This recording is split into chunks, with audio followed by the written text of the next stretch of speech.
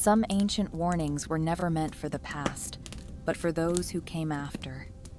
This chilling realization sits at the heart of our journey into the deepest layers of human memory. The earliest written records of humanity emerge from the Fertile Crescent between the Tigris and Euphrates rivers, where Sumerian scribes pressed wedge-shaped marks into clay tablets over 5,000 years ago. Within these ancient cuneiform inscriptions lies a complex cosmology populated by divine beings, known as the Anunnaki, whose influence permeated Mesopotamian civilization for millennia. These texts present not merely mythological narratives, but detailed accounts of interactions between celestial entities and early human societies that would echo through subsequent cultures and religious traditions. The Enuma Elish, literally meaning when on high, represents one of the most comprehensive creation accounts from ancient Mesopotamia. While it dates to approximately 1100 before Christ, it draws from much older oral traditions. The weathered cuneiform tablets, discovered in the ruins of ancient Nippur, speak of a time when the cosmos itself was nothing more than primordial waters locked in eternal embrace. The text opens with the mingling of Apsu, the freshwater ocean, and Tiamat, the saltwater sea, from whose union emerged the first generation of gods. Though the symbolic language of these texts has long obscured the potentially literal nature of these descriptions, we must ask what these primordial waters truly represented. What modern scholars often interpret as pure mythology may actually preserve memories of an ancient arrival from beyond Earth's atmosphere, with the primordial waters serving as a metaphorical description of the cosmic void from which these beings descended. These primordial waters mingled in the cosmic void, and from their union came forth the first generation of divine beings, including Lahmu and Lahamu, followed by Anshar and Kishar, and eventually Anu, who would become the supreme deity of the Anunnaki pantheon. The mingling of Apsu and Tiamat was not a poetic marriage, but the initial synchronization of cosmic energies required for a massive colonial undertaking. As these divine beings multiplied and grew in power, their noise and activity disturbed Apsu. In a technical context, this noise represents systemic interference in a delicate orbital operation. The younger gods discovered a conspiracy by Apsu to destroy them and killed him in preemptive defense. This led to a state where the cosmos was poised for a transition from raw chaos to a managed system. Within these fragmented clay records lies perhaps humanity's earliest attempt to document the arrival of beings whose influence would reshape not only the physical world, but the very trajectory of human consciousness. The signal was sent, and the arrival was imminent, marking the beginning of a mission that would span thousands of years and involve the literal restructuring of our planet. When Tiamat, the saltwater ocean, became enraged by the death of her consort, she created an army of monstrous beings to wage war against her offspring. The cuneiform script carved into these tablets reveals technical details that seem oddly specific for mythological accounts. The gods, terrified by Tiamat's forces, turned to Marduk, son of Ea, who agreed to champion their cause in exchange for supreme authority over the pantheon. The epic describes Marduk's preparation for battle in vivid detail, noting that he crafted a bow from lightning, filled his body with flame, and created a net held by the four winds to ensnare his enemy. When the text describes Marduk's battle against Tiamat, it mentions him wielding the four winds and creating the net to enfold her. This confrontation unfolds as a cosmic struggle that determines the fundamental structure of reality. Marduk drove his chariot, pulled by four horses named Killer, Relentless, Trampler, and Swift, into battle against the Chaos Dragon. When Tiamat opened her jaws to devour him, Marduk sent the evil wind into her mouth, inflating her body until he could pierce her heart with an arrow. This description is far removed from a traditional deity fight. The systematic division and restructuring of primordial matter bears striking resemblance to advanced terraforming concepts, suggesting the Anunnaki possessed sophisticated knowledge of planetary engineering. Marduk split Tiamat's body like a shellfish into two parts, using one half to create the heavens and the other to form the earth. From her corpse, he fashioned the heavens and earth, establishing the celestial bodies in their courses and eventually creating humanity from the blood of Kingu mixed with clay. This was the first great system reset. The defeat of Tiamat represented the subduing of the Earth's raw, unstable geological and atmospheric forces. The net of the four winds and the lightning bow are not just weapons, but descriptions of high-energy containment fields and atmospheric stabilizers. By splitting Tiamat, the architects were establishing the boundaries of the atmosphere and the crust of the planet, creating a stable environment for their administrative nodes. This creation account establishes the Anunnaki as the offspring of Anu, the sky god who emerges as the supreme deity following Marduk's victory. The signal had been translated into structure, and the chaotic void had been replaced by a regulated terrestrial laboratory. We must view this entire episode not as a spiritual victory, but as a forensic report of a terraforming mission that required the use of unknown thermal and electromagnetic technologies to forge a home among the stars. With the planet stabilized, the mission required a massive administrative structure to manage its ongoing operations. The Enuma Elish explicitly identifies the Anunnaki as numbering 600, with 300 assigned to heaven and 300 to earth. This division of labor suggests a large-scale colonization effort, rather than the spiritual pantheon described in conventional interpretations. Their primary function involved maintaining cosmic order through their roles as judges and administrators of divine law. The administrative tablets meticulously record the specific duties assigned to various Anunnaki officials, including oversight of mining operations, agricultural development, and what appears to be genetic experimentation. The tablets from Nippur, dating from approximately 2500 before Christ, reveal a sophisticated bureaucratic system that extended far beyond simple religious worship.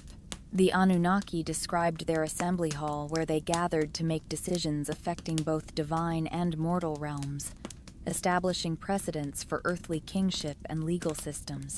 This assembly hall was the central node of a planetary management grid. Beneath the three primary figures of Anu, Enlil, and Ea, existed a complex hierarchy of 300 Igigi, responsible for earthly operations. These younger deities were responsible for maintaining the cosmic infrastructure, including the endlessly exhausting toil of digging canals and maintaining irrigation systems. The situation eventually reached a crisis point when the Igigi rebelled, burning their tools and demanding relief from their burdens. The gods decided to create humanity specifically to assume the labor duties that had caused divine discord. This decision was made in the Council of the 600, a clinical administrative solution to a labor dispute that threatened the mission's stability. Archaeological excavations at Eridu, considered the oldest city in Sumerian tradition, have uncovered temple complexes dating to approximately 5000 before Christ that may correspond to textual descriptions of Anunnaki worship centers. The site reveals continuous religious activities spanning millennia, with successive temple rebuilding projects that maintained consistent architectural orientations and ritual spaces.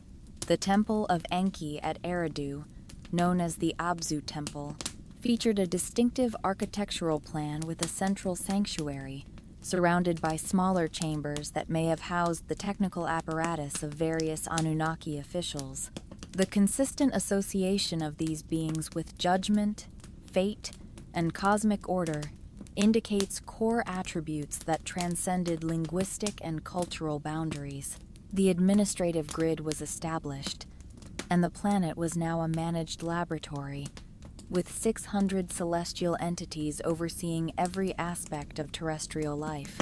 But what happened to the records of this massive undertaking? Why is our modern history so silent about these architects? The transition from direct Anunnaki presence to human intermediary rule created lasting changes in political structures. As the mission progressed, the relationship between the Anunnaki and human society became increasingly complex, with divine communications taking the form of warnings, prophecies, and apocalyptic visions. Somewhere along the line, the true history was edited. Entire centuries were shaped in silence, while the world looked to Rome for salvation.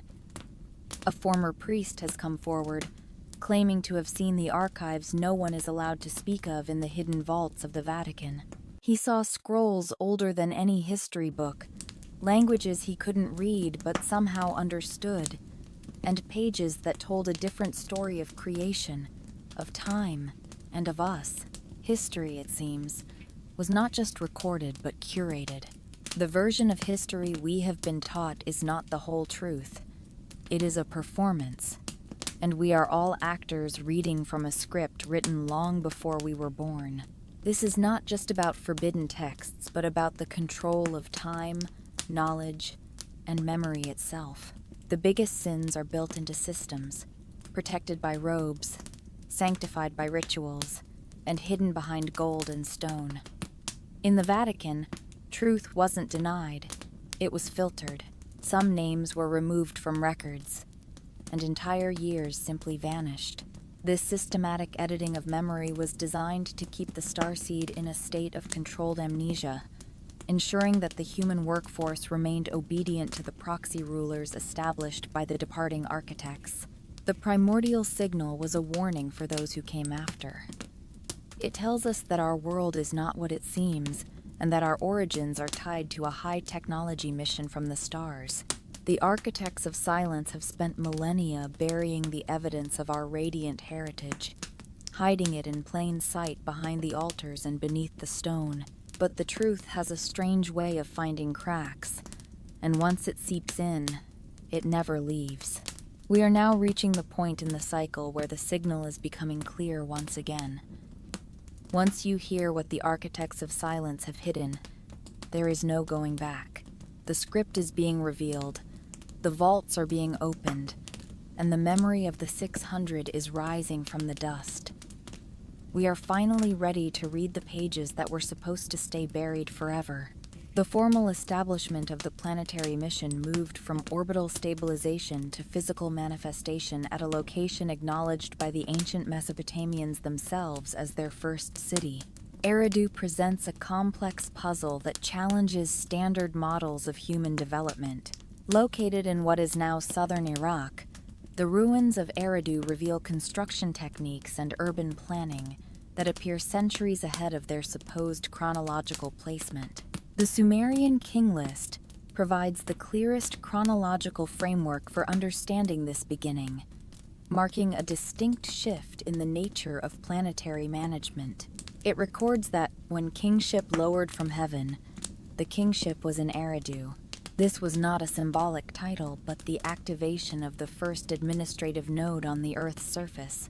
Excavations conducted between 1946 and 1949 uncovered 18 successive temple levels at Eridu, with the earliest foundations dating to approximately 5,400 before Christ.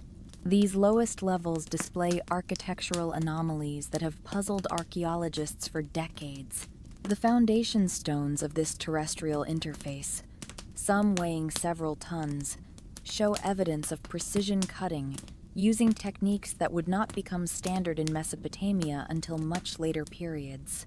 More significantly, these massive blocks were transported from quarries located over 60 miles away, requiring logistical capabilities that seem inconsistent with small, primitive populations. This systematic distribution suggests central planning and coordination rather than organic religious development. The city of Eridu served as the primary command and control center for the Anunnaki chief technologist, Enki, also known as Ea. His residence, the Abzu Temple, featured a distinctive architectural plan with a central sanctuary surrounded by smaller chambers that likely housed the technical administrators of the mission. The temple's water installations, including wells and drainage systems, reflect Enki's role in providing the irrigation technology essential to the survival of the mission. Underneath the temple foundations, excavators discovered a series of chambers carved directly into the bedrock. These subterranean spaces contain walls covered with a vitrified coating that analysis reveals was created through exposure to extreme heat, with temperatures exceeding 1,000 degrees Celsius. No evidence exists of furnaces or fire pits capable of generating such heat in the surrounding layers, suggesting the use of unknown thermal technologies during the construction of the Eridu interface. This was the first high-security data and resource hub. The administrative records found within the complex include hymns and prayers addressing the Anunnaki by name, providing a direct correlation between the physical archaeological remains and the technical traditions of the celestial entities. Eridu was the prototype for every human civilization that would follow, a managed environment where the chaotic impulses of the natural world were replaced by the rigid order of the architects. The secondary function of the Eridu interface involved the mastery of the planetary environment through advanced hydraulic engineering and acoustic resonance. The temple complex dedicated to Enki reveals a sophisticated understanding of acoustics, with chambers designed to amplify sound in specific frequencies. Modern acoustic analysis of these remaining structures indicates deliberate engineering to create resonance patterns at frequencies known to affect human consciousness. The main sanctuary contains a raised platform with channels carved into the stone floor, forming geometric patterns that serve no apparent religious function but demonstrate remarkable precision in their execution. These channels connect to an underground water system that maintained constant flow through the temple foundations, creating a complex hydraulic network. This suggests that the temple was not a place of prayer, but a functioning machine, utilizing the movement of water and sound to stabilize the local energy field. This technological revolution occurred with such rapidity and completeness that it suggests knowledge transfer from an external source rather than gradual indigenous development. Agricultural innovations included the introduction of complex irrigation systems that required a precise understanding of hydraulic engineering principles. The canal networks constructed around the Eridu node demonstrate mathematical precision in their gradients, with water flow calculations that ensured optimal distribution across vast areas. These systems incorporated sophisticated sluice gates and reservoir construction that would not be replicated elsewhere for centuries. The Anunnaki were not merely gods looking down. They were engineers looking at the Earth as a field of resource optimization. Archaeological evidence indicates these irrigation networks were planned and implemented as complete systems, rather than evolving through trial and error over generations. Enki, as the administrator of the subterranean waters and wisdom, managed the secrets of the earth from this central hub. Cuneiform records from Eridu describe underground chambers filled with pure water and shining objects that illuminate the darkness. These descriptions match modern discoveries of sophisticated water management systems beneath ancient sites. The Eridu node functioned as the primary interface for the distribution of the Mi, the technical protocols and social subroutines that governed civilization. These Mi were stored in physical units and distributed to other regional centers, ensuring that every city-state followed the same mathematical and administrative standards. By controlling the flow of water and information, the architects established a state of managed prosperity where the human starseed could be trained to serve the objectives of the planetary laboratory. The hydraulic network was the physical circulatory system of the mission, while the resonant chambers provided the frequency-based operating system for the first age of man. As the Eridu node became fully operational, The Anunnaki mission required a massive workforce to maintain the expanding cosmic infrastructure. The administrative tablets meticulously record a sophisticated bureaucratic system that extended far beyond simple religious worship. These documents identify Anu as the supreme leader, followed by Enlil, who governed earthly affairs, and Ea, who ruled the wisdom and crafts. Beneath this senior triad existed a complex hierarchy of 600 Anunnaki, with 300 assigned to heaven and 300 designated as Igigi, responsible for earthly operations. The Igigi were the technical laborers of the First Age, responsible for the grueling work of digging canals and maintaining the irrigation systems that supported the colonial infrastructure.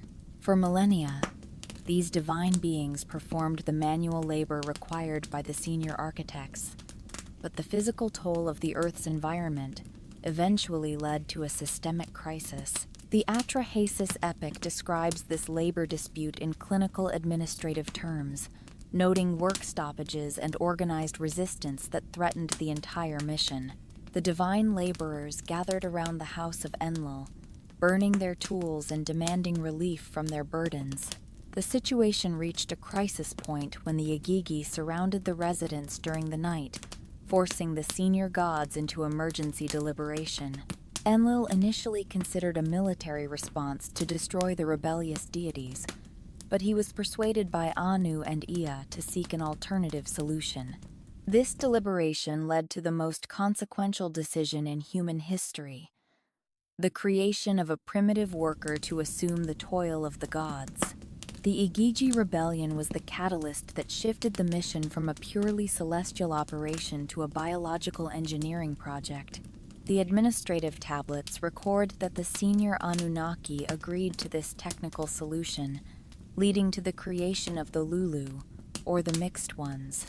The Eridu interface was Jurde tasked with managing a new species, one that would carry the genetic essence of the architects while possessing the physical resilience to operate in the terrestrial environment. The administrative complexity of managing these human populations required even more elaborate bureaucratic systems.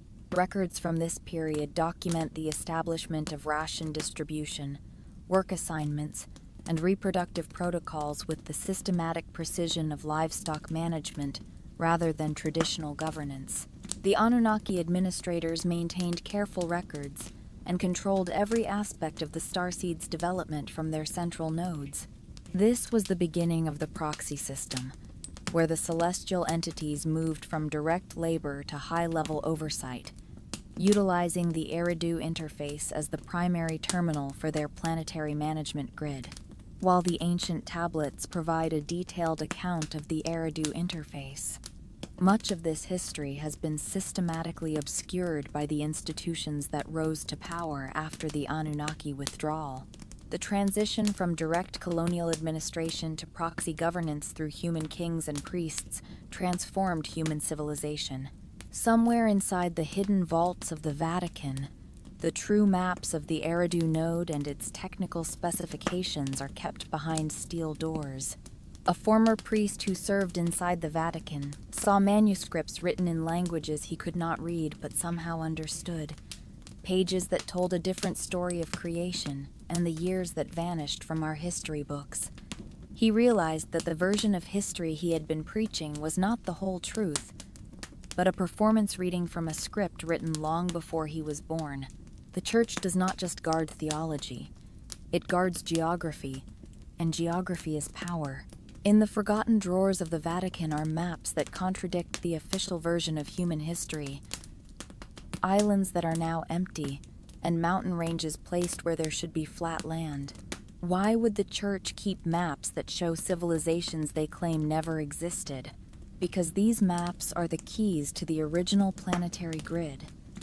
The Eridu interface was the first step in a global project, and the architects of silence have spent centuries burying the evidence of its existence. They have edited the records, removing names from history and labeling technical anomalies as pious legends. The censorship of the past was necessary to maintain the control of the present. The hidden vaults beneath Rome contain more than 50 miles of shelves filled with texts that have not been read by the public in hundreds of years. Some of these scrolls are from before the flood, containing blueprints of machines drawn centuries before they should have existed. These are the words so dangerous they must be locked away, because if the starseed ever remembered the technical reality of the Eridu interface, the illusion of their primitive origins would collapse. The Eridu Genesis was the dawn of our managed reality, and the memory of that dawn is the most guarded secret on Earth. We were taught that the Dark Ages were a time of accidental ignorance. But what if they were darkness by design? What if the world was kept from knowledge to ensure the legacy of the architects remained in the hands of the chosen few? As we reopen the door to Eridu, we are not just looking at ruins. We are looking at the evidence of a stolen heritage. The decision to create humanity was not an act of divine love, but a clinical administrative solution to a labor crisis that threatened the planetary infrastructure. As the Igigi rebellion reached Enlil's house, the senior Anunnaki council authorized the chief technologist, Enki, also known as Ea, and the birth goddess Ninu, to design a hybrid being. This process took place in a specially prepared chamber called the House of Shimti, which translates to the house where the breath of life is breathed in. Unlike mythological descriptions of magic, the cuneiform tablets preserved technical details that read like laboratory protocols for genetic engineering. The text mentions specific materials required for the procedure: clay from the Abzu, the blood and flesh of a slain god named Wela, and the essence of life extracted from divine beings. Modern forensic analysis suggests that clay represents the biological raw material of the earth, while the blood and flesh carry the celestial genetic code and high-frequency cellular data. Ninu served as the primary technician in this creation process, utilizing specialized knowledge of what the Sumerian texts call shaping the form within. The procedure involved mixing the divine essence with the existing terrestrial life forms to create a primitive worker. The resulting beings were designated as Lulu, meaning mixed ones, highlighting their hybrid nature combining divine and terrestrial DNA. The Atrahasis epic records that 14 pieces of clay were prepared, 7 destined to become men, and 7 to become women. These figures were placed in wombs, establishing the gestation period and birth process that would govern human reproduction from that point forward. The Anunnaki participated directly in this creation, as witnesses and participants in establishing humanity's fundamental biological nature. This was the installation of the human hardware, a sophisticated biological interface designed to bridge the gap between the divine bureaucracy and the physical reality of the Earth. Archaeological evidence supporting these genetic manipulation theories includes the sudden appearance of anatomically modern humans in Mesopotamia without clear evolutionary antecedents. Skeletal remains from early Sumerian sites display cranial capacities and bone structures that differ significantly from contemporary populations in surrounding areas. These differences include enlarged cranial volumes and modified dental patterns that suggest selective breeding or a high-level genetic modification program. Analysis of ancient DNA samples from Mesopotamian burial sites reveals genetic markers that appear inconsistent with gradual development, with mitochondrial DNA patterns showing sudden diversification around 6000 before Christ. These genetic signatures include haplogroups that do not match expected migration patterns, suggesting the introduction of material from unknown sources. Humanity was not evolved. It was engineered to serve a specific function within the planetary laboratory. The results of the genetic ledger were not uniform, as the architects created various human subspecies or genetic variants for different roles within the colony. Mesopotamian texts frequently reference the black-headed people, a designation that appears consistently across Sumerian and Babylonian records when describing populations under Anunnaki rule. This was not a casual description, but a technical classification used in administrative documents and census records found at Nippur. These documents record population counts, work assignments, and breeding programs with the systematic precision of livestock management rather than traditional governance. The tablets indicate that Anunnaki administrators maintained careful genetic records and controlled reproductive practices among the starseed to ensure the stability of the workforce. The term black-headed may refer to specific genetic markers or a biological classification that distinguished the primary worker class from other variants. Texts from different periods also distinguished between various human populations, using terminology suggesting biological rather than cultural differences, such as references to long-headed people and mountain people. Skeletal analysis from Sumerian burial sites supports the existence of these distinct types, showing variations in bone density and cranial modifications that exceed normal population diversity.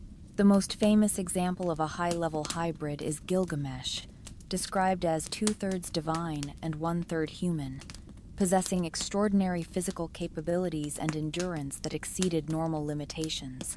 Enkidu represents another category of genetic manipulation, created by the goddess Aruru from clay and divine essence to match Gilgamesh in strength. His transformation process involves the gradual modification of his physical appearance and cognitive capabilities through exposure to human society. The Hebrew texts describing the Nephilim provide a crucial connection to these Mesopotamian genetic experiments. The Book of Genesis identifies the Nephilim as offspring of the sons of God and daughters of men, producing mighty beings of renown. This parallels Mesopotamian accounts of divine human hybrids and suggests the continuity of genetic manipulation practices across cultures. The Book of Enoch provides even more detail, describing how the Watchers descended and taught humans forbidden knowledge, including techniques that produced hybrid offspring with extraordinary size and strength.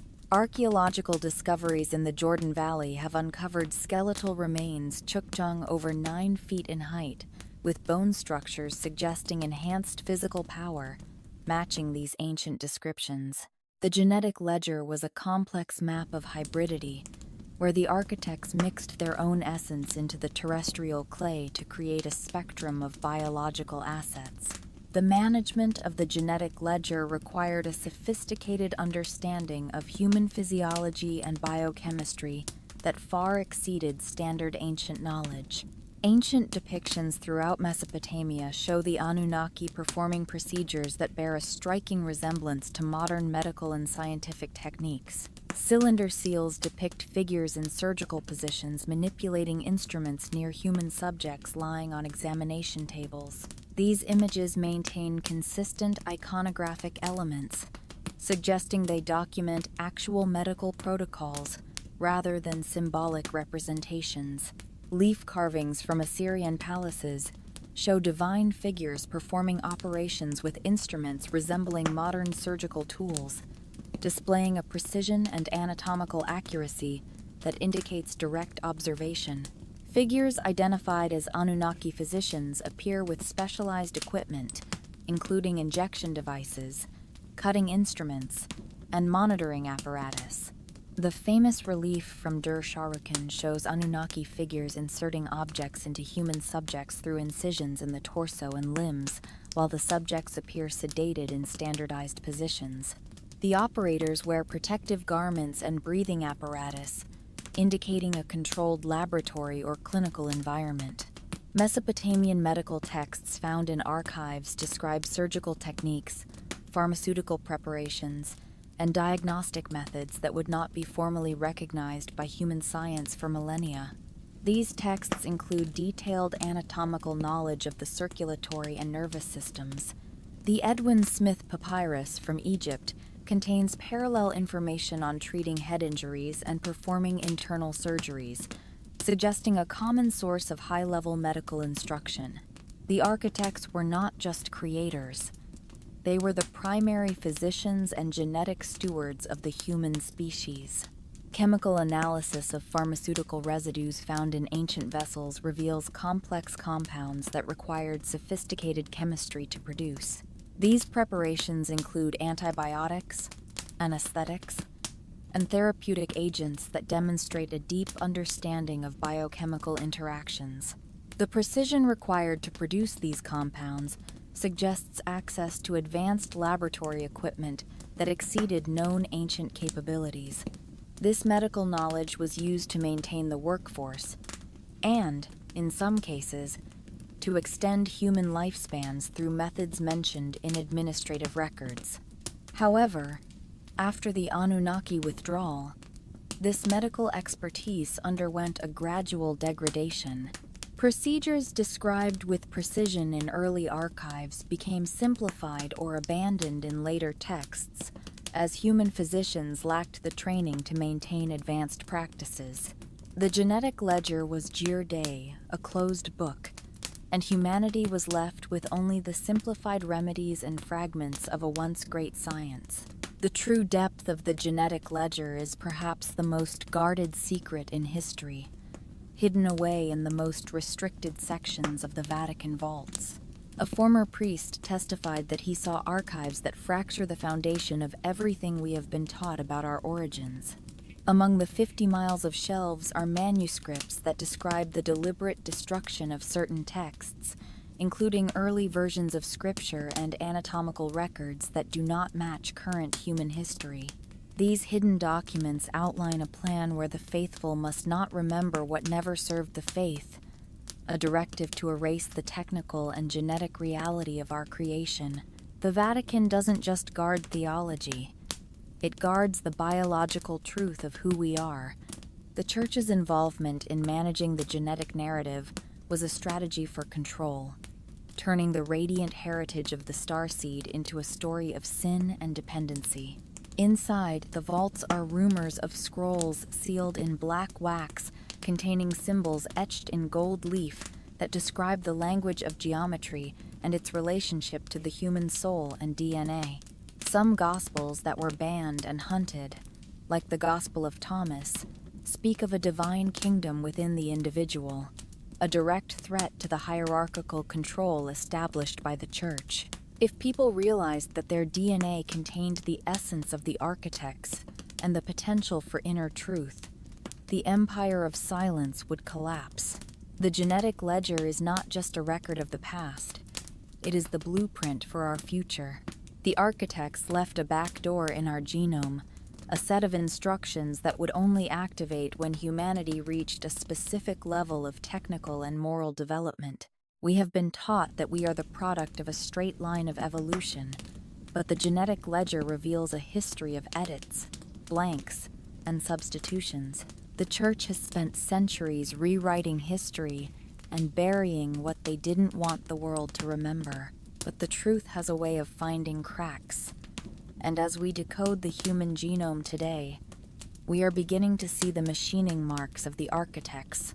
The memory of the starseed is waking up, and the biological truth hidden behind the gold and stone of the Vatican is starting to leak. We are not who they told us we were. We are the living ledger of a mission from the stars, and the time for our remembrance has finally arrived. The chronicles of ancient Mesopotamia describe a moment in pre-flood history when the High Council of the Anunnaki determined that the human population had become too numerous and too noisy. In a technical context, this noise was not a matter of acoustic volume, but a diagnosis of systemic entropy within the planetary laboratory. The starseed experiment had reached a point of critical instability, where the unauthorized growth of human technical capability began to interfere with the mission's primary objectives. The administrative records from Nippur and Babylon document this period as a time of work stoppages and organized resistance that threatened the entire colonial infrastructure.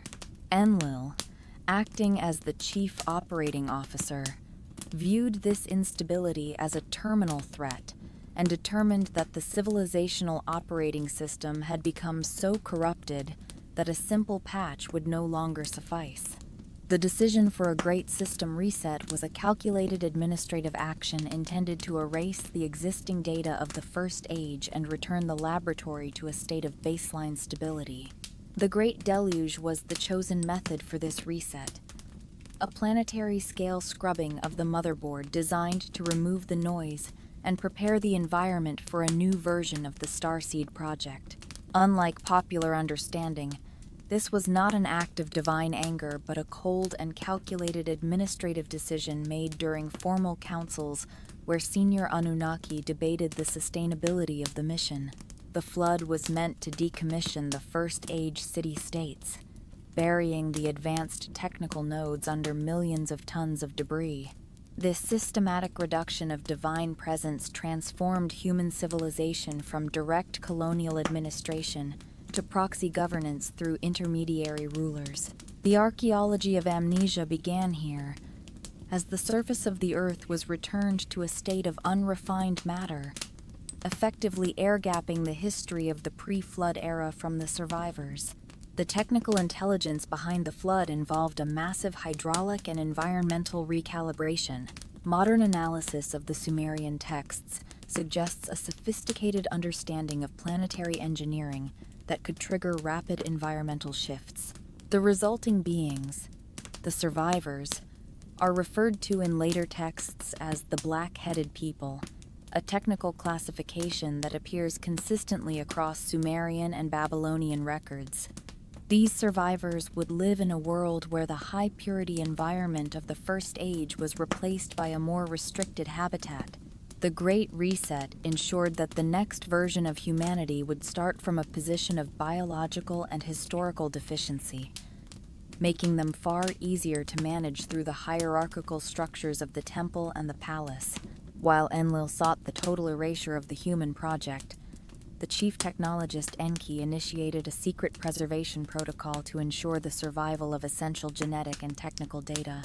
Enki recognized that the starseed carried the radiant heritage of the architects, and that its destruction would be a failure of the primordial blueprint. In an act of strategic defiance, he provided the individual known as Atrahasis with the technical specifications for a specialized vessel.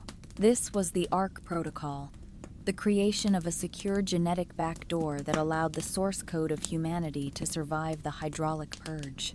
The Atrahasis epic describes this process with technical precision, mentioning specific materials and ritual procedures that suggest a laboratory environment rather than a religious shrine. The vessel was designed to carry the seed of all living creatures, a clinical description of the genetic archives and biological samples required to reboot the planetary ecosystem after the flood. Enki instructed the construction of a house of Shimti, equipped with specific tools and matrices to preserve the breath of life. This act of preservation established a permanent tension within the Anunnaki Council between the forces of purge and the forces of preservation. The survivors were not just lucky individuals. They were the carriers of archived data from the pre-flood era. This ensured that the technical intellect of the architects remained dormant within the human lineage, waiting for a future age when it could be reactivated. Evidence of this genetic manipulation and preservation appears in the sudden diversification of mitochondrial DNA patterns around 6000 before Christ, coinciding with the emergence of advanced Sumerian civilization. These genetic signatures include haplogroups that do not match expected migration patterns, suggesting the introduction of material from unknown sources. The Ark was effectively a high-tech containment system, preserving the master blueprints of the First Age through the turbulent transition into the Second Age. By saving the genetic ledger, Enki guaranteed that the human starseed would have the potential for a sovereign awakening, even if it took thousands of years of managed amnesia to reach that threshold. Following the Great Reset, the divine bureaucracy chose to fragment the Me protocols, distributing only isolated components of knowledge to different regional nodes. This was the fragmentation strategy, a method of ensuring that no single human proxy could accumulate enough technical intellect to threaten the mission's stability. In the pre-flood era, kingship was a unified and direct divine rule. But post-flood, it became increasingly distant and supervised through human intermediaries. The administrative tablets from Nippur document this transition, recording the establishment of new governmental protocols that placed human rulers in positions previously held by Anunnaki administrators. The unified language of the First Age was replaced by a confusion of tongues, preventing the collaborative synthesis of information across regions. This systematic fragmentation created a world of specialized but incomplete knowledge. Priestly schools emerged as centers for preserving technical information, but they were limited by the absence of the original instructors.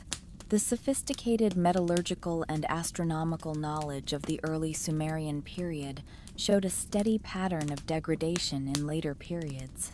Analysis of bronze artifacts reveals a loss of technical understanding regarding optimal smelting temperatures and alloy compositions.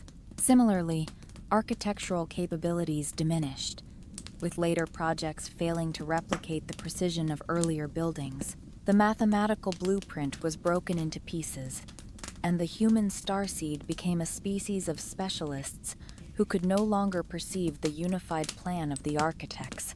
The archives of the post-flood world reflect this loss of unity.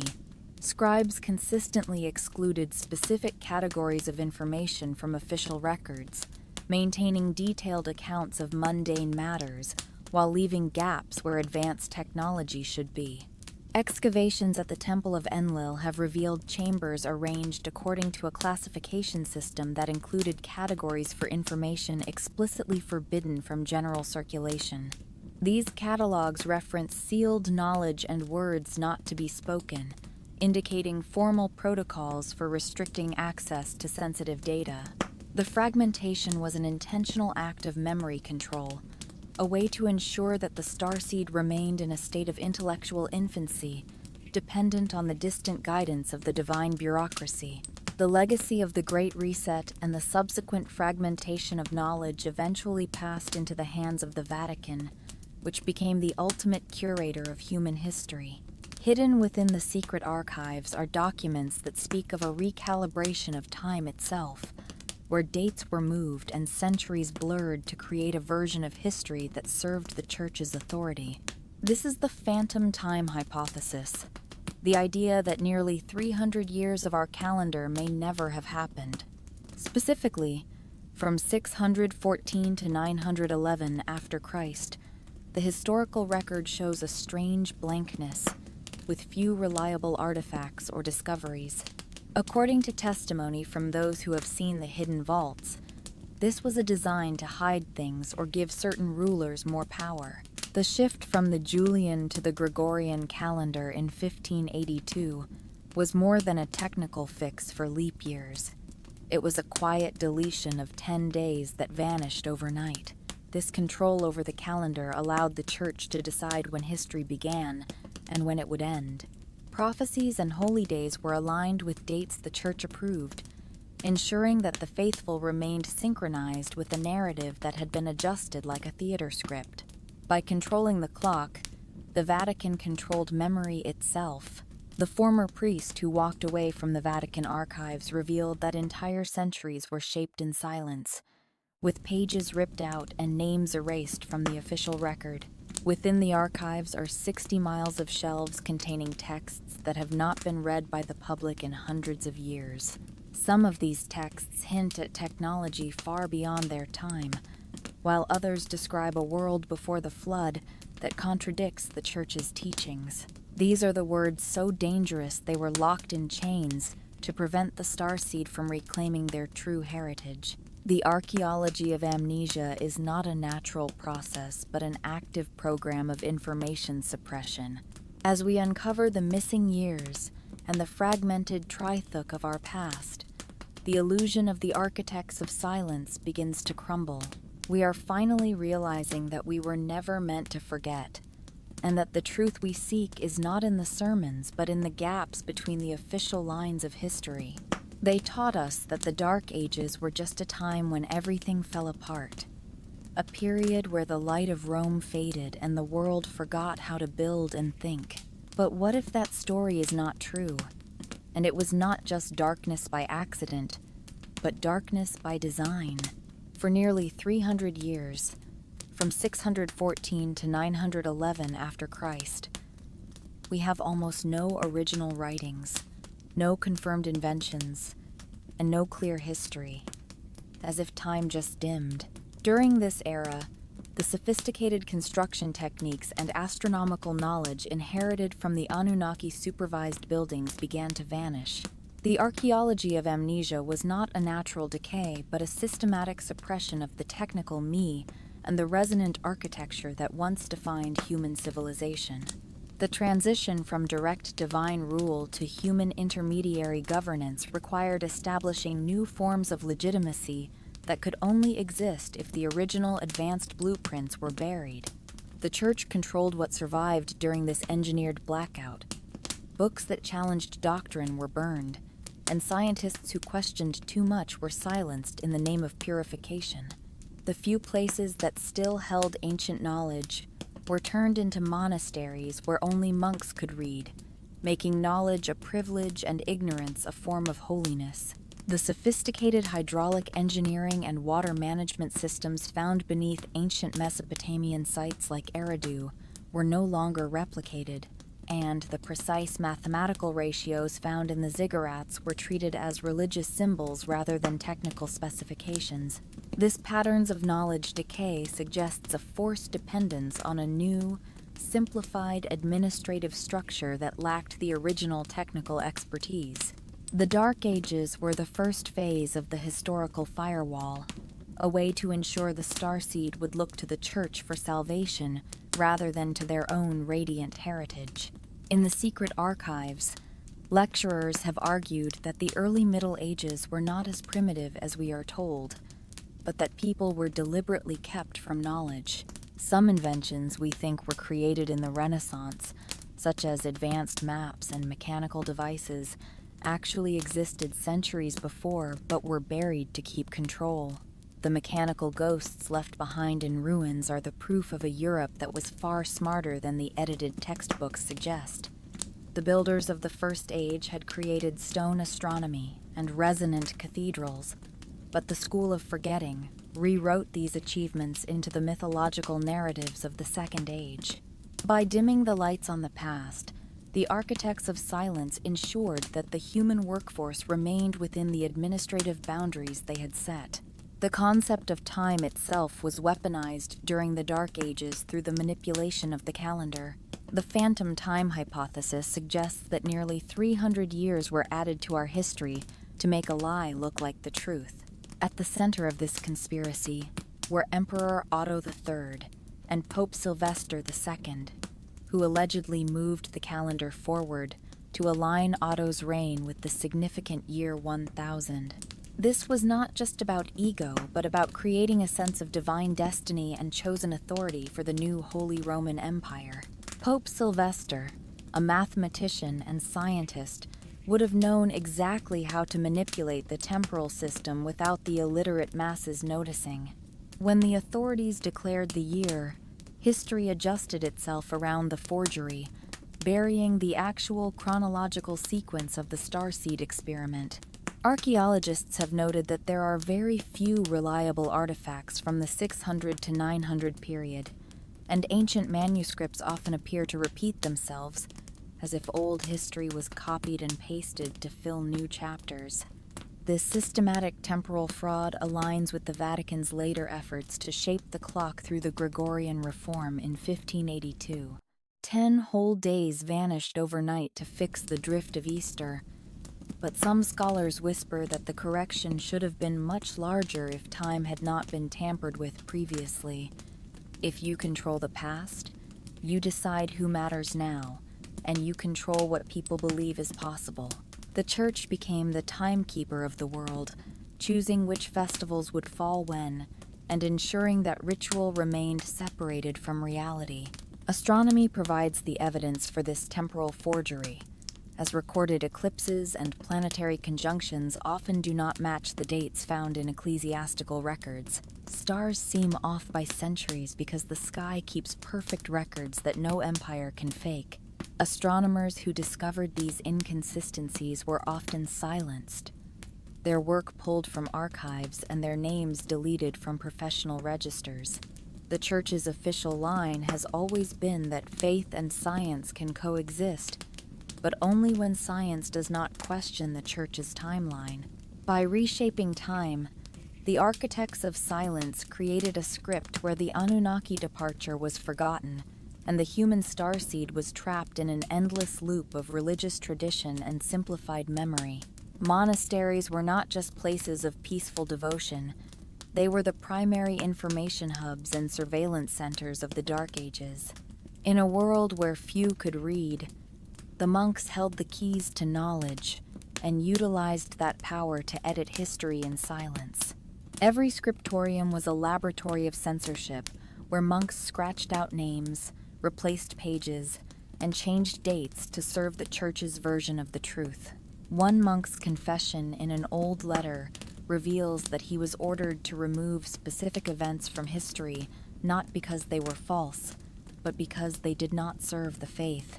Monks acted as the Church's eyes and ears across the continent, gathering intelligence under the guise of pilgrimage and reporting heretical ideas back to the central administration.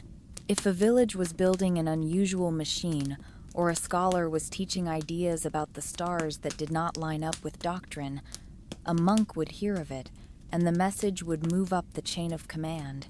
This was strategic memory control, ensuring that any technical advancement was stopped before it could destabilize the managed amnesia.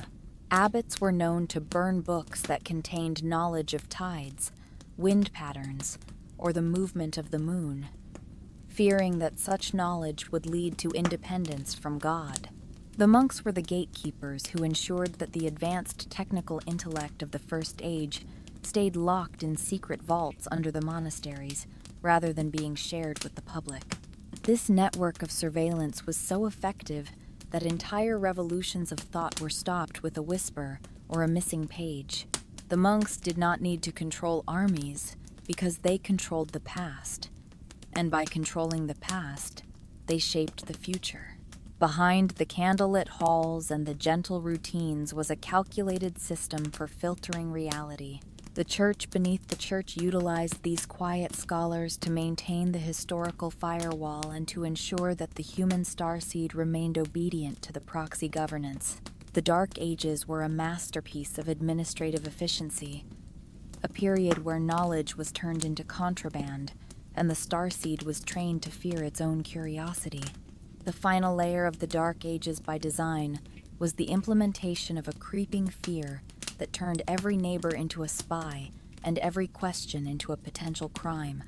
The Inquisition did not just go after rebels. It went after healers, astronomers, and anyone who dared to imagine a world that did not fit the narrow script approved by Rome. Heresy was treated as a crack in the perfect wall, a danger to the illusion of divine authority.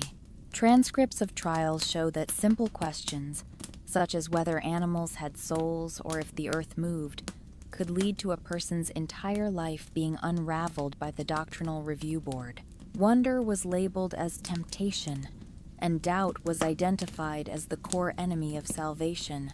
Schools taught obedience over thought and repetition over reasoning, rewarding students for silence and punishing them for wonder. This systematic breaking of the imagination ensured that the mind bent inward for survival.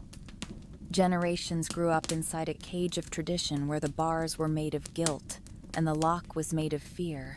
The Church feared science because it threatened their control over the keys to truth, and every new discovery shifted the center of power away from the Vatican.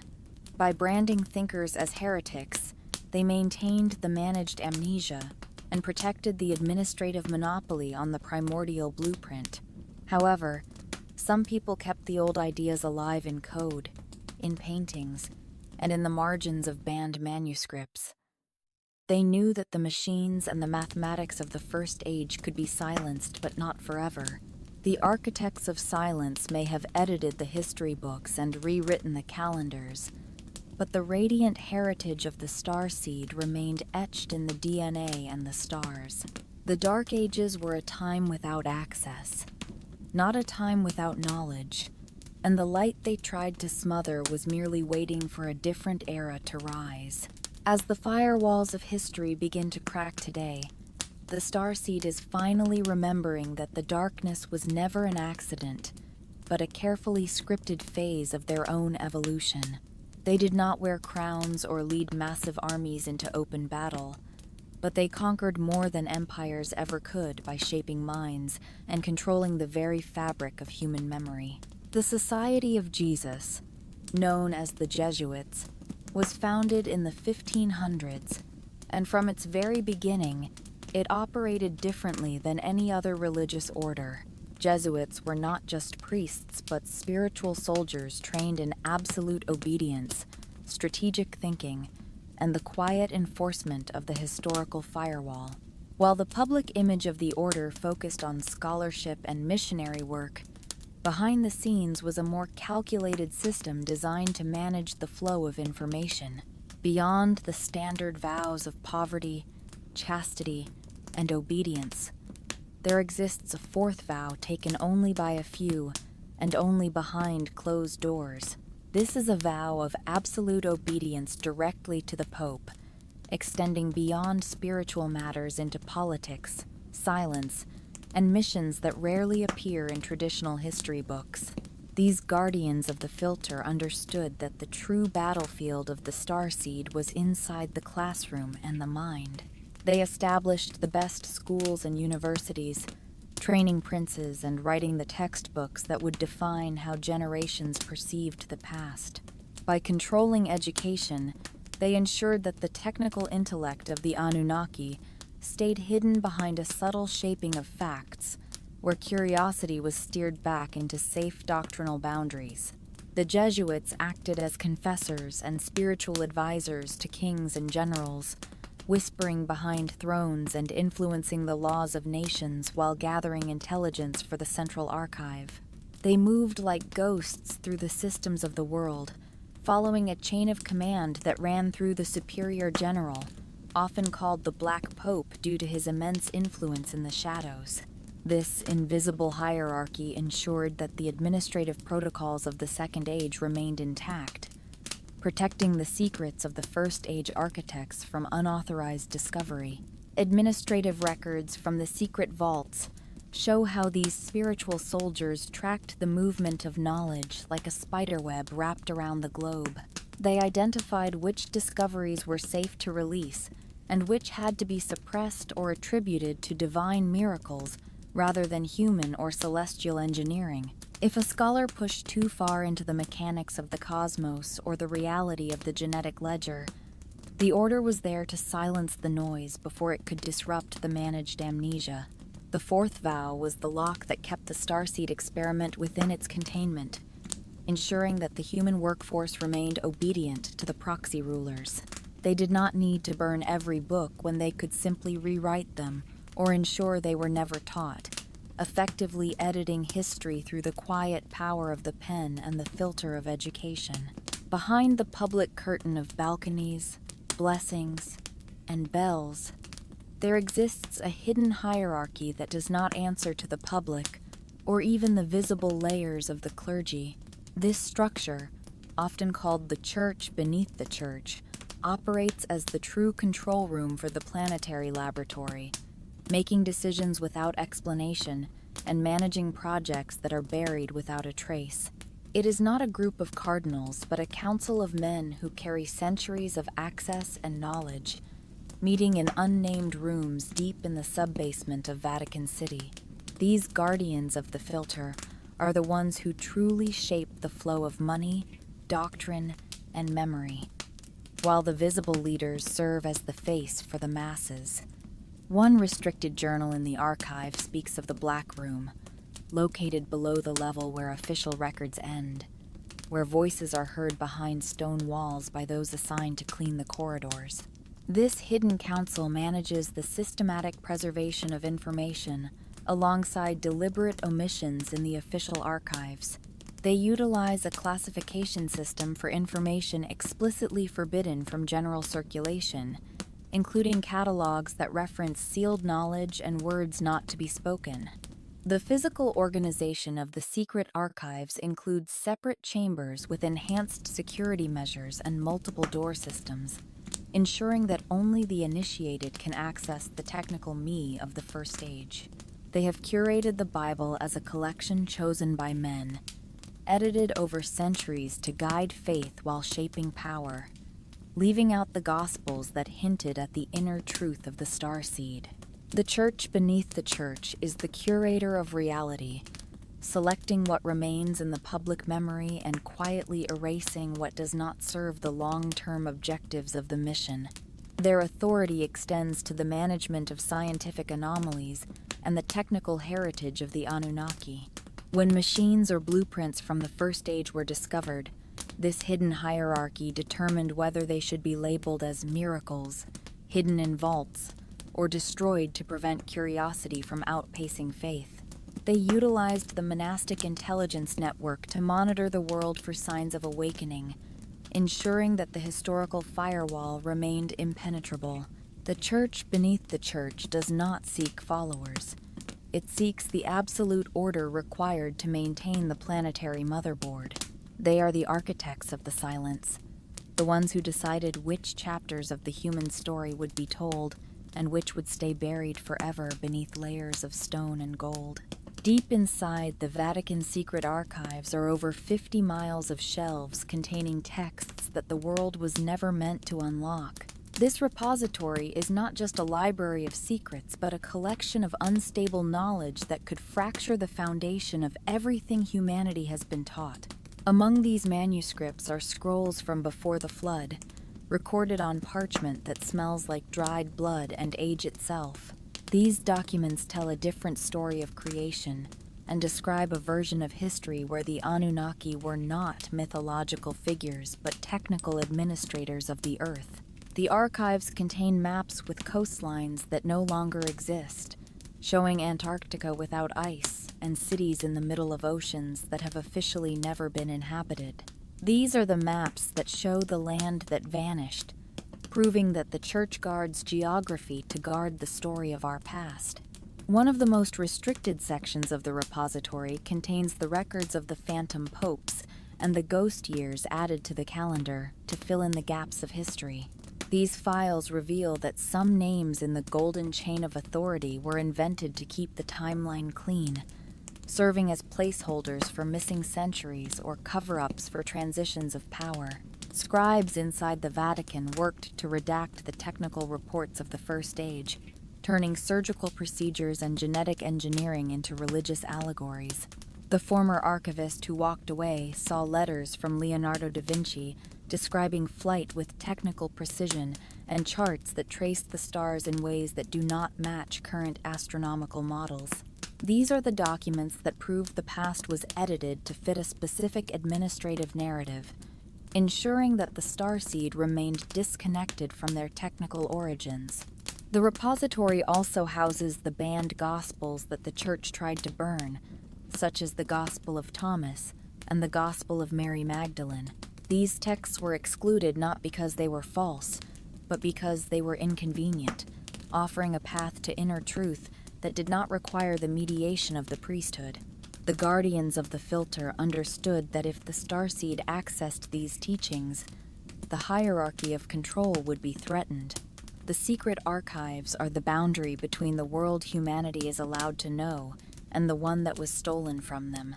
By keeping these 50 miles of shelves locked, the architects of silence have maintained the managed amnesia for generations, waiting for the time when the knowledge would either be forgotten forever or released under their own terms. The era of the Guardians and their 50 miles of secrets is Gear Day reaching a critical transition as the starseed begins to wake up from the school of forgetting. The former priest who testified to the hidden vaults did not leave because he lost faith in the divine, but because he saw what was being hidden in its name. He realized that the silence of the monastery was not sacred but enforced, a strategy to keep the faithful from asking the questions that could unravel the historical firewall. As the stars begin to shift and the planetary frequency rises, the cracks in the Vatican's control are becoming visible to those who dare to look beyond the approved script. The calendars that were reshaped and the saints that were edited are being exposed by the silent witnesses of the sky. The architects of silence fear curiosity more than any other force, because curiosity is the key that unlocks the forbidden archives. They have spent centuries training minds to fear doubt, equating the questioning of history with the questioning of salvation. But the return of forgotten names and the rediscovery of banned gospels are proving that truth cannot be shouted down forever. People are starting to realize that the stone cathedrals were built not just for worship, but to encode the very knowledge that the church tried to bury. The messages carved in silence are being read by a new generation of seekers who recognize the geometric and resonant intellect of the first age. The filter is failing because the starseed is no longer settling for filtered reality. The final disclosure involves the recognition that the Vatican is not just a religious institution, but the last administrative node of a mission that has reached its conclusion. The guardians of the filter have preserved the trithuk not for the benefit of humanity, but to maintain the order of the architects. However, the light that was carried in silence through secret societies and hidden scrolls is Jerde, beginning to rise above the walls of the Vatican. The school of forgetting is being replaced by the architecture of awakening, where the starseed reclaims the right to know its own origins and to operate its own future among the stars. The 50 miles of secrets are becoming 50 miles of evidence, and the story of the 600 is finally being spoken loudly under open skies. The most guarded room on Earth is not protected because of gold or jewels, but because it holds the memory and the truth of time itself. This is the Vatican Secret Archives, a name that serves as a trick to hide a labyrinth of 50 miles of shelves containing texts no one outside the church has read in hundreds of years. As you step past the badge, scanners, and steel doors, the air changes, growing colder and heavier as if time itself has slowed down. Within this maze are scrolls older than any history book, written in symbols and languages that seem to hum with an unstable knowledge. These are the archives of the architects, containing the blueprints of machines drawn centuries before those technologies were supposed to exist. These documents represent the pieces of a puzzle that Western civilization was never meant to solve. One former priest who walked the echoing halls of ancient stone described finding the index to these restricted documents, a red leather binder that listed forbidden gospels and testimonies from heretics whose names never made it into history books. He found manuscripts that spoke of a different story of creation and a version of history where certain years simply vanished. The archives contain evidence of the phantom time hypothesis, where rulers like Otto III and Pope Sylvester II allegedly pushed the calendar forward to create a symbolic millennium that never actually happened. This was a design to rewrite history, ensuring that the legitimacy of monarchies and the credibility of science remained under the absolute control of the Church. The labyrinth of the Forbidden Library is the boundary between the world we know and the one that was stolen from us. In the deeper sections of the basement corridors, where flickering bulbs provide the only light, the chaos of the room reflects the trauma of the knowledge it hides. Scrolls are stacked in piles without titles, written in languages that predate Latin and Greek. One parchment, covered in circular patterns and star charts, carries a warning that whatever it contains was not meant to be read casually. The Church has spent centuries editing and curating this history, burying it so deep that even those who serve inside the walls forget what they are protecting. The Forbidden Library is not just a repository of the past, but the headquarters of the School of Forgetting, where the truth of the Anunnaki and the radiant heritage of the starseed are kept behind locks of obedience and fear. Within the 50 miles of secret shelves, there is a specialized collection of cartography that contradicts every global map taught in human schools. These maps, rolled up and locked in drawers, show coastlines that officially do not exist, and mountain ranges placed where there should be flat land. Some show Antarctica without ice, filled with rivers and forests, while others mark cities in the middle of the Atlantic Ocean that have been erased from modern globes. A Latin note scribbled in the corner of one chart warns the reader to beware the lands that vanished. These are the records of the antediluvian world, the era before the Great Reset, when the Anunnaki administrators managed a global infrastructure of trade routes that crossed impossible distances.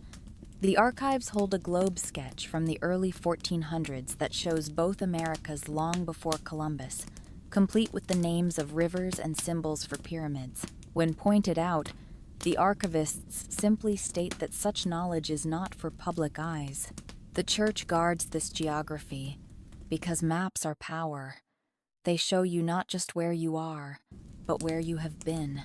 If the public saw the old maps, they would ask why the new ones lie, and how the Church could reshape the physical reality of the planet.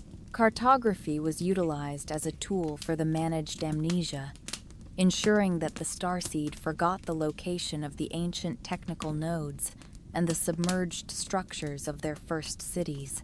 These maps also reveal the positioning of ziggurats and cathedrals across the globe, following geometric patterns and mathematical ratios that correspond to the Sumerian sexagesimal system. The spacing between these sites suggests a coordinated planning for signal transmission and resonant energy distribution. The Vatican doesn't just guard theology. It guards the secrets of the planetary grid and the roads to places we have been told never existed. The Forbidden Library serves as the master key to this hidden geography, preserving the charts of a world that hummed with gears and power long before the Dark Ages were designed. By locking these maps away, the guardians of the filter have kept the starseed lost in a world of borders and boundaries that were never part of the original primordial blueprint. Perhaps the most dangerous section of the Forbidden Library contains the Gospels that the Church tried to burn. These texts, like the Gospel of Thomas and the Gospel of Mary Magdalene, were excluded from the canon, not because they were false, but because they offered a path to the divine that bypasses the hierarchy of the priesthood. The Gospel of Thomas does not tell a story of miracles or crucifixion, but provides a list of sayings that tell the seeker that the kingdom is within you. This one line alone threatens centuries of control, for if the divine is inside the individual, there is no need for a throne or a mediator. The Gospel of Mary Magdalene reveals her not as a prostitute, but as the teacher who truly understood the message, challenging the authority of the disciples who feared her wisdom. In the locked drawers, these Gospels often appear with scorched edges, evidence of the fires from which they were narrowly saved. The labels on the folders often use coded Latin to hide the contents from anyone who might stumble upon them. Other banned texts, such as the Book of Enoch, talk about the stars and the cycles of time, or hint at technology far beyond their period. These writings spoke of divine feminine energy and challenged the idea of sin itself, presenting a reality that did not fit the clean and simple message the early councils decided was necessary to protect the faithful.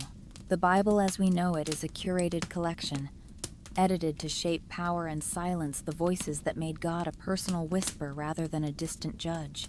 The suppression of these Gospels was a strategic choice to ensure obedience and to prevent the starseed from recognizing their own radiant potential. The church leaders feared that if people believed these stories, the foundation of the church would be revealed as a structure of silence rather than stone. By branding these texts as heretical and dangerous, they forced the starseed into a relationship of dependency on the institution for spiritual validation. The Forbidden Library is the graveyard of these voices, a place where the inner light of the human genome was filed away under the label of heresy. But the truth cannot be fully erased, only delayed, and the words straight from the mouth of the teachers still live in the quiet spaces between the official lines.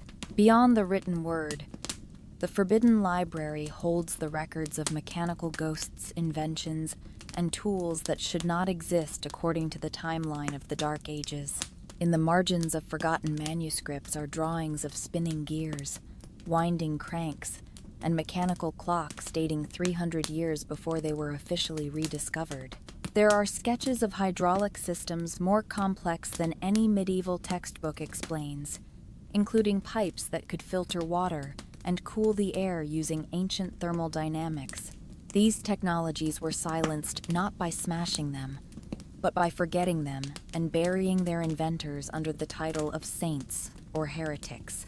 The Church often called these creations magic or a challenge to God, because if man could build wonders without divine permission, the Church's authority would be diminished. The archivists also guard the evidence of vitrified stone and precision cutting found in the earliest temple levels of Eridu and Nippur.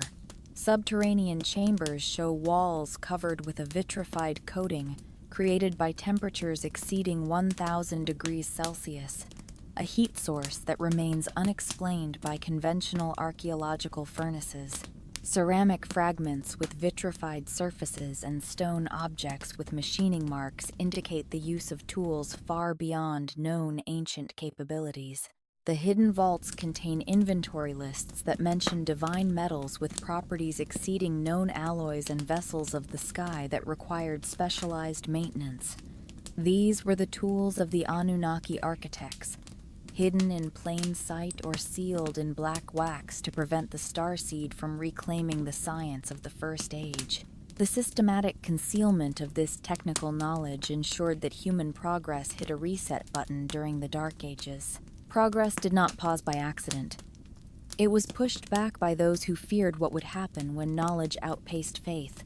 The Forbidden Library is the final resting place for the brilliance of the inventors who were silenced in life and worshipped in death.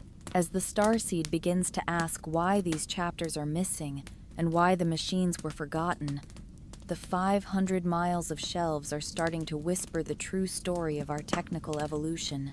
The mechanical ghosts are waking up, and the vitrified secrets of the Vatican are finally being exposed to the light of a new awakening. We were never meant to forget, and the machines left behind are the proof that we are the heirs to a civilization of stars.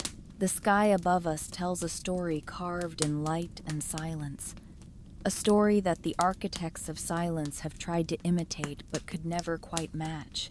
For centuries, the Church has declared time, named the days, and chosen which festivals would fall when, but slowly reality has drifted away from ritual. A young student once raised a hand during a lecture on church calendars and asked a question that no one had dared to ask. What if the stars do not line up with those dates anymore? The room went quiet because if the Church claims to follow the heavens, then ignoring what the sky actually shows is a major red flag.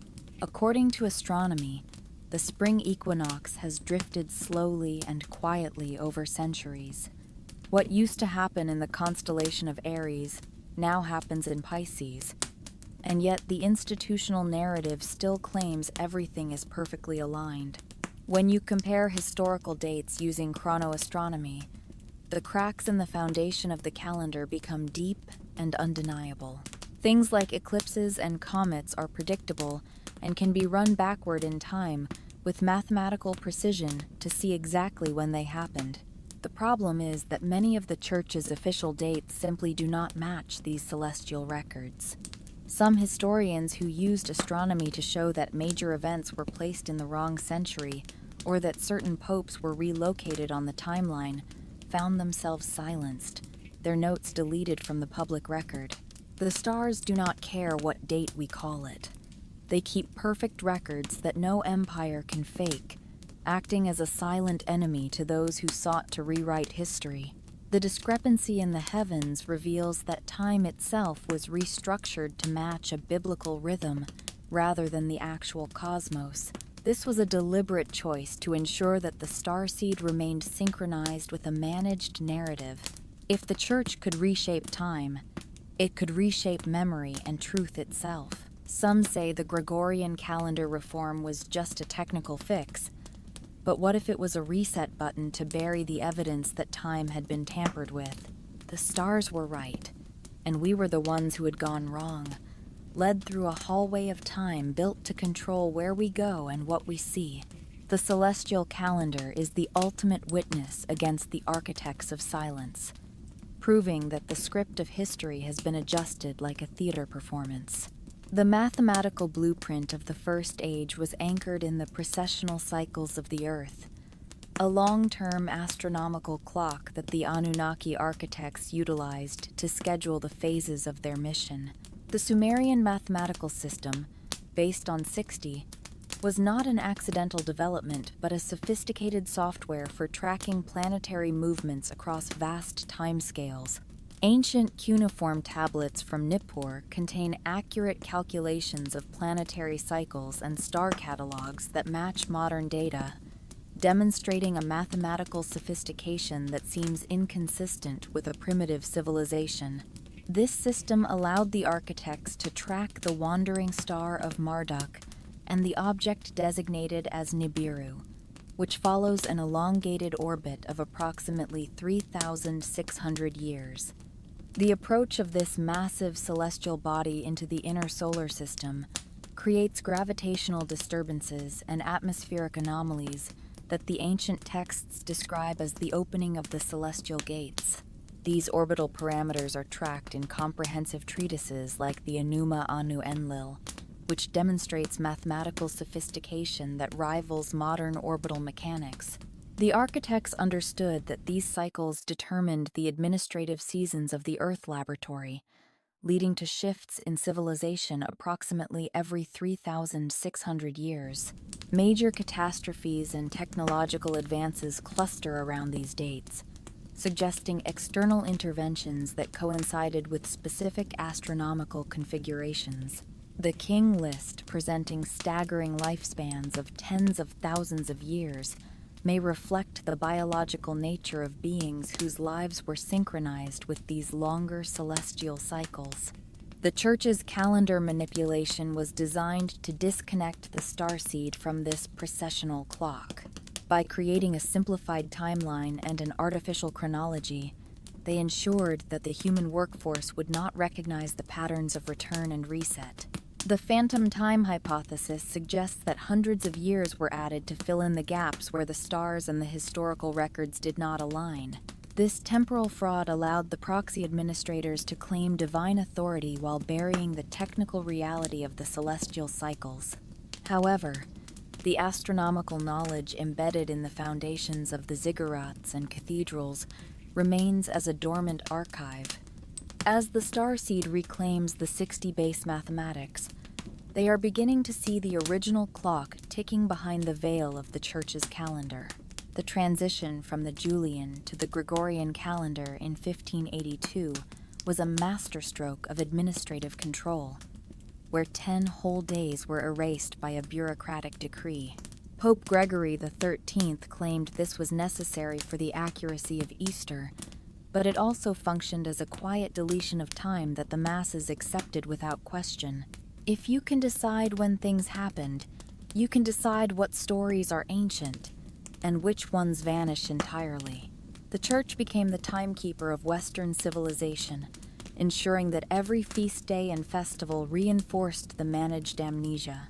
Christmas was chosen to replace older winter solstice celebrations, and Easter mirrored spring fertility rites that came long before the cross, turning astronomical reality into religious ritual. This control of the calendar was a tool for rewriting history and burying what the Vatican did not want the world to remember. I once spoke with a former bishop who did not deny this, stating that the Church had always done what was necessary to preserve truth and that sometimes truth requires sacrifice. This manipulation was not just about belief, but about the reality of the starseed's relationship with time. When people follow a calendar that no longer matches the stars, something breaks in the collective consciousness, creating a crack where questions can flood in. We were taught to trust the calendar without question, but it was built to keep the starseed obedient to an artificial rhythm. Inside the secret archives, I found letters discussing the management of prophecies and how to align signs in the sky with approved biblical verses. If a comet appeared and could be tied to scripture, it was used to keep believers afraid and alert. Prophecies were not mystical predictions, but scheduled alerts within the civilizational operating system. The church's timekeeping was a performance, a way to guide feelings rather than facts. As we look up at the clear sky, the stars blink like quiet witnesses to a different story, one carved in light that the church tried to imitate but never could fully suppress. The calendar of control is year day being measured against the eternal calendar of the architects, and the discrepancy is becoming too large to hide. The awakening of the starseed involves the reclamation of the true timeline through the science of chronoastronomy. By using computers to model the sky going back thousands of years, we are discovering that the ancient Sumerians possessed an astronomical and geodetic knowledge that exceeds our supposed technological limitations. We are finding that the alignments of temple complexes like the one at Sippar were calibrated to track the movements of Venus with a precision that required centuries of observation. The stars do not lie, and they are providing the evidence required to bypass the historical firewalls of the Vatican. We are Jurde realizing that we are not in the year we think we are, and that the past has been rearranged to serve the needs of those in power. The return of the architects is heralded by astronomical phenomena that match the preparatory phases described in ancient prophetic texts. Modern conditions of geopolitical instability and technological acceleration align with the signs mentioned in the Babylonian prophecies. The mathematical models preserved in the Cuneiform tablets indicate that the celestial configurations necessary for renewed contact approach their optimal alignment within the current century. This is the time when the sleeping gods within begin to wake up, triggered by specific electromagnetic frequencies generated by celestial mechanics. The managed amnesia is dissolving as the starseed recognizes the clinical nature of the precessional clock. The archives that have hidden these truths for millennia are Gyurde reaching their expiration date. The former priest who walked away from the Vatican told us that the greatest fear of those in power is not rebellion, but remembrance. By remembering the true celestial calendar, we reclaim our Juquan and step out of the artificial hallway of time. The sky is a mirror showing us where we have been and where we are going, and no amount of parchment or ritual can stop the stars from shining. We are finally looking up, with our eyes wide open, ready to participate in the infinite symphony of the stars as the sovereign heirs of the Anunnaki mission. The awakening of time is the awakening of humanity, and the script is Gyurde being written by our own hands, under the light of a million suns. The contemporary era represents one of history's most dramatic discontinuities, where the rapid emergence of advanced technologies mirrors the original civilizational operating system of the Anunnaki with startling precision. Within a relatively brief period, sophisticated agricultural techniques, metallurgical processes, and astronomical knowledge appeared simultaneously across Mesopotamia without apparent developmental stages, suggesting an original knowledge transfer from an external source. Today, we are witnessing a similar technological revolution, where satellite communication networks, global positioning systems, and real-time surveillance capabilities are creating the infrastructure necessary for planetary administration. The integration of these systems into daily human activities establishes the monitoring and control mechanisms that ancient cuneiform tablets describe as prerequisites for effective Anunnaki governance. We are no longer developing tools for simple survival. We are rebuilding the bond of heaven and earth through silicon and fiber optics, reaching a state of technological acceleration that ancient texts identify as a precursor to divine return. This convergence is not accidental, but follows a mathematical model, preserved in the Cuneiform archives that tracks planetary movements across vast timescales. The Anunnaki established specific technological thresholds that the human starseed must cross before the managed amnesia can be officially terminated. Our modern megacities, with populations exceeding 10 million inhabitants, match the ancient descriptions of urban centers requiring artificial systems for sustenance and centralized control. Modern urban planning increasingly incorporates principles of automated monitoring and algorithmic resource allocation that mirror the administrative efficiency described in Sumerian bureaucratic texts. We are inadvertently reactivating the planetary motherboard, creating a digital resonance grid that allows for the instantaneous global communication described in the Epic of Future Days. This technological integration involves the merger of human and Anunnaki technologies, creating hybrid systems that exceed the capabilities of either civilization independently. As humanity stands at this unprecedented convergence of ancient prophecy and modern capability, the archives that have preserved these preparations for millennia offer a technical roadmap for our transition.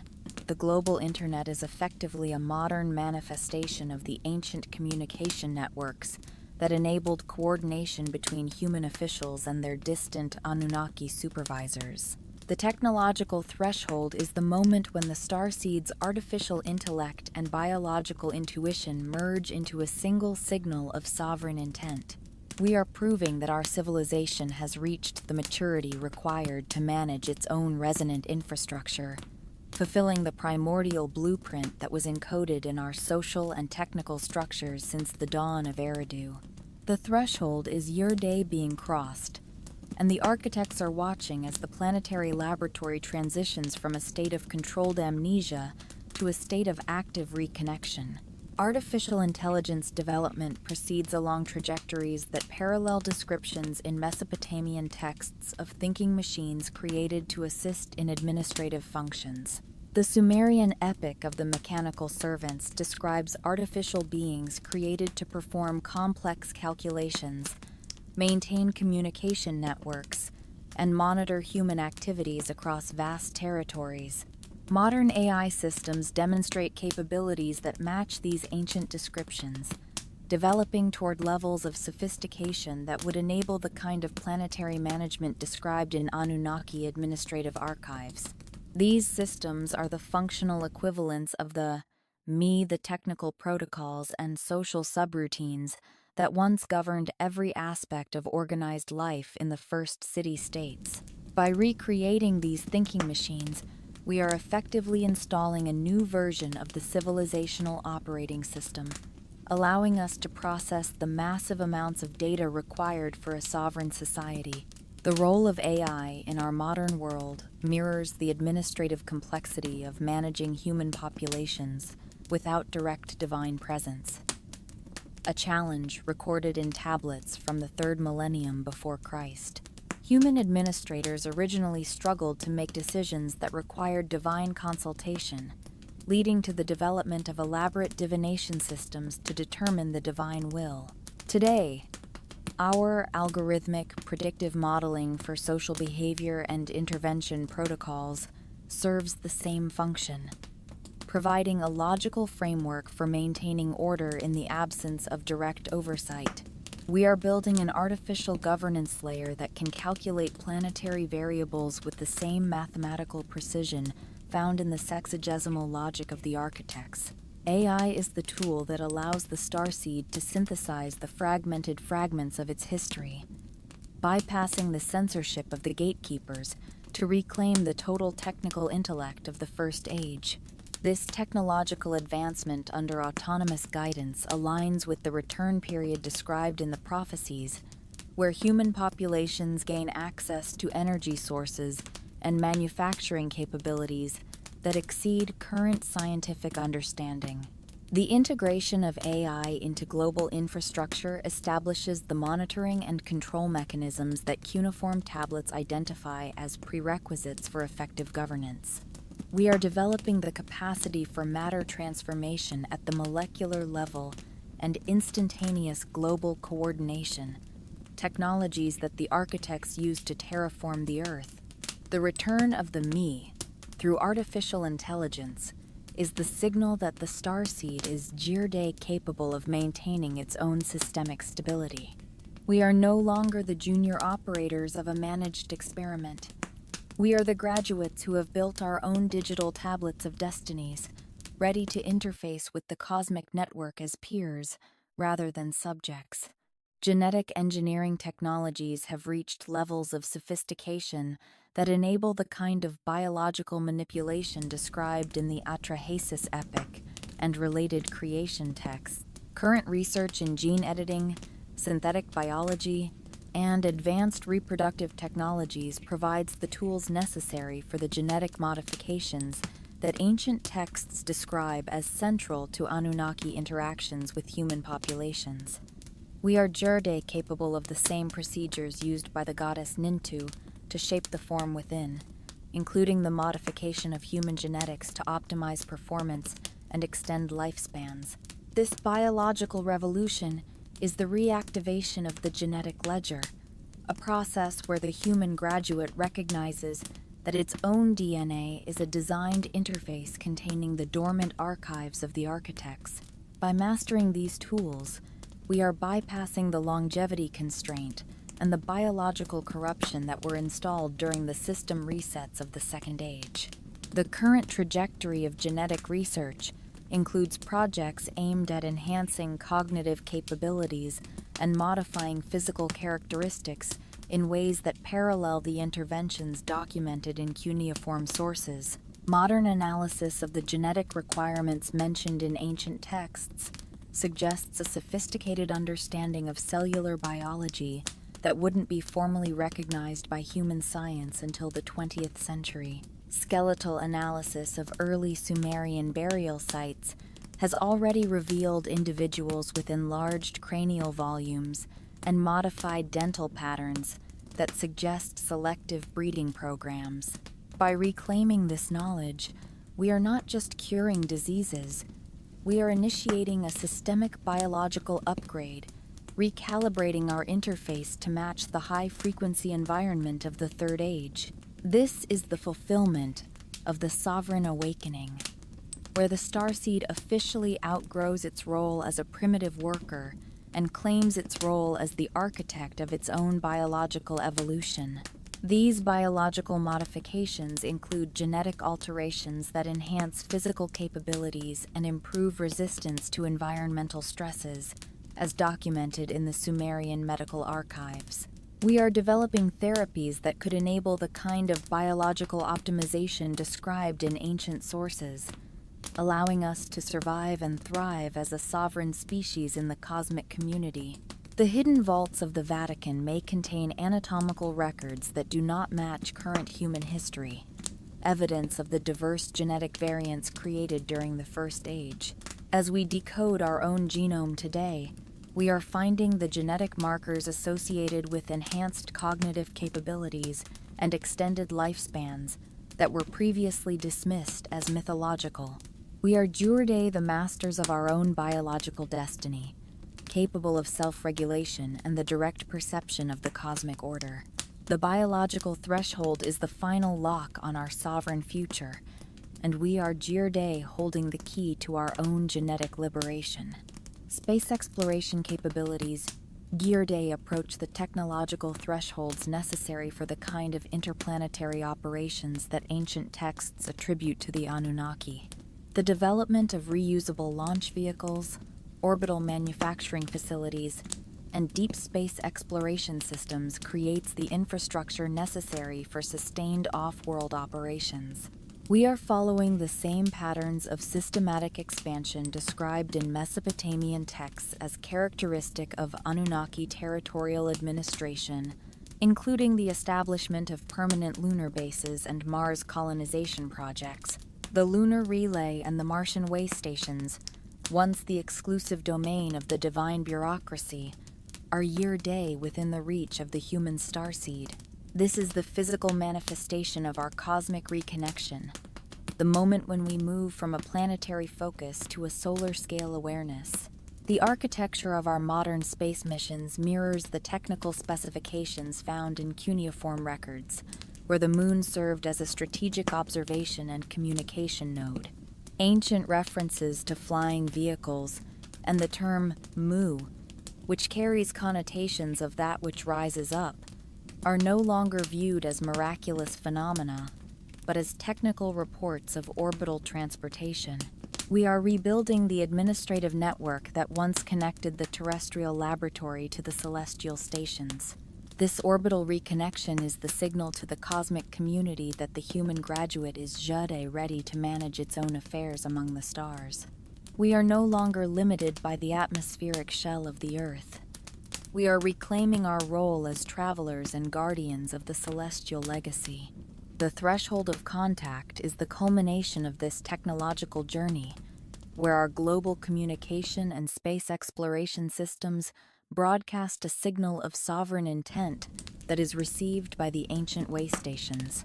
The mathematical models preserved in the cuneiform tablets indicate that the astronomical configurations necessary for renewed contact approach their optimal alignment within the current century. This convergence of prophecy and capability is the signal for the final transition. We have achieved the intellectual parity and the technological maturity required to interact with the architects as colleagues. The planetary laboratory has successfully completed its 5,000-year cycle of managed amnesia, and the starseed is Jerde standing at the threshold of its eternal evolution. The mission is fulfilled, and the story of our graduation is Jerde being written across the infinite horizon of the stars. The long night of the managed amnesia is finally drawing to a close as the historical firewall established by the architects of silence begins to fracture under the weight of the radiant truth. For 5 millennia, the human starseed has lived within a curated reality, a performance where entire centuries were shaped in silence, and names were removed from the records to ensure obedience. This systematic editing of memory was protected by robes, sanctified by rituals, and hidden behind the cold stone walls of the Vatican vaults. However, the former priest who walked away from the archives has confirmed that the versions of history we were taught were not even half-truths. He saw the scrolls that told a different story of creation, and the pages that were supposed to stay buried forever, revealing that the silence was never sacred but enforced.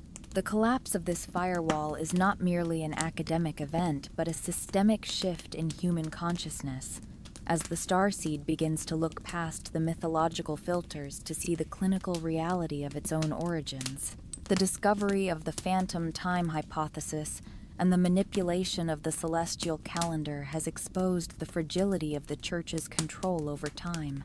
When the stars above no longer match the story we are told, a crack forms, and through that crack, questions flood in that cannot be silenced by dogma or ritual. The guardians of the filter, who once used the 60-base mathematical system and resonant architecture to manage the planetary laboratory, Jerde find their administrative monopoly dissolving. We are reclaiming the technical intellect that was fragmented and hidden in plain sight, recognizing that the ziggurats and cathedrals were built not just for worship, but as functional nodes of a global resonance grid. The archaeology of amnesia is being replaced by the architecture of awakening, where every individual human being is Jerde, a witness to the return of the light. The firewall has served its purpose, and its removal is the final signal that the harvest of consciousness is complete. The true reclamation of human sovereignty occurs not in the archives, but within the biological interface of the starseed itself. The genetic ledger, once a restricted document managed by the Anunnaki geneticists in the House of Shimti, is Jerde being decrypted through the rising frequency of the planetary energy field. We are realizing that our DNA is not a random product of evolution, but a sophisticated biological hard drive containing the dormant archives of the architects. The 97% of our genome that was dismissed as junk is Jerde, revealing itself as a library of celestial knowledge and technical subroutines. This activation of the sovereign genome provides the human graduate with the resonant immunity and the multidimensional perception required to operate without external divine oversight. We are no longer the primitive workers or the black-headed people of the First Age. We are becoming the sovereign peers of the ones who fashioned us. This biological awakening is triggered by the Celestial Alignment Protocol, where the Earth, the Moon, and the Martian way stations are synchronized with the galactic center. As the frequency of the starseed rises, the psychological containment of the Second Age is rendered energetically unsustainable. We are bypassing the institutionalized amnesia of the gatekeepers and accessing the radiant heritage that was encoded in our bloodlines. The former priest's testimony about the secret gospels, such as the Gospel of Thomas, confirms that the divine kingdom was always within the individual, a direct threat to the hierarchical control of the church. By activating these dormant codons, we are fulfilling the graduation trigger that Enki placed within our genome as a failsafe against the managed purge. The genetic ledger is Jirde, an open book, and the starseed is ready to write its own original chapters in the book of the universe. The convergence of our modern technological threshold with the ancient Anunnaki protocols marks the entrance of humanity into the community of galactic architects. We have rebuilt the communication networks and the orbital infrastructure required to reoccupy the administrative nodes of the solar system. The planetary laboratory is no longer an isolated experiment. It is Jirde, a graduated civilization ready to participate in the infinite symphony of the stars. We have reclaimed the maps of the vanished lands and the mathematics of the 60-base system, proving that we can manage our own planetary motherboard with ethical and technical precision. The final disclosure is not a future event to be feared, but a contemporary reality where the starseed recognizes its role as the sovereign guardian of the Earth. The architects of silence are retreating into history, leaving the human graduate to architect its own future among the stars. This dawn of galactic citizenship requires the total transparency of our shared history and the removal of the chains from our forbidden knowledge. We are moving past the era of mystery schools and secret societies to a time of universal access and lateral collaboration. The cathedrals and ziggurats are Jirde, recognized as monuments to our own technical potential, stone archives of a wisdom that belongs to all. The mission is complete, and the starseed is finally free to evolve without the boundaries of the managed amnesia. We are the travelers of the cosmic void, the guardians of the genetic legacy, and the sovereign heirs of the First Age. The silence is broken, the lights are on, and the memory of the stars is Jirde our own. We are finally, and forever, sovereign. The story of the starseed does not end with graduation. It begins a new cycle of eternal reclamation and creative expansion. We carry the sparks of the First Age architects within us, not as a burden of history, but as a foundation for the infinite possibilities of the Third Age. The church beneath the church and the school of forgetting have been bypassed by the simple power of human curiosity and the refusal to settle for a scripted reality. We have looked at the vitrified stones of Eridu and the hidden manuscripts of the Vatican, and we have chosen to remember. This journey from amnesia to awareness is the ultimate system test, a proof of the resilience and the magnificence of the human biological interface. The flame that was carried in silence is Jirde, a radiant sun, illuminating the path for every graduate who dares to ask why. We are the architects now, and our mission is to build a civilization that reflects the harmony and the resonant science of the cosmos. The final disclosure has revealed that the truth was never lost. It was only buried, waiting for the time when the starseed would be strong enough to hold it. We have unlocked the vaults, decrypted the genome, and synchronized the calendar with the eternal movements of the stars. The legacy of the Anunnaki is not a prison but a springboard into the infinite. As we step out into the open sky, we realize that the universe is not a place of fear but a place of homecoming. The architects of silence have spoken their last word, and the starseed has Jurde begun its own song, a song of freedom, sovereignty, and light that will echo through the cosmos for all eternity.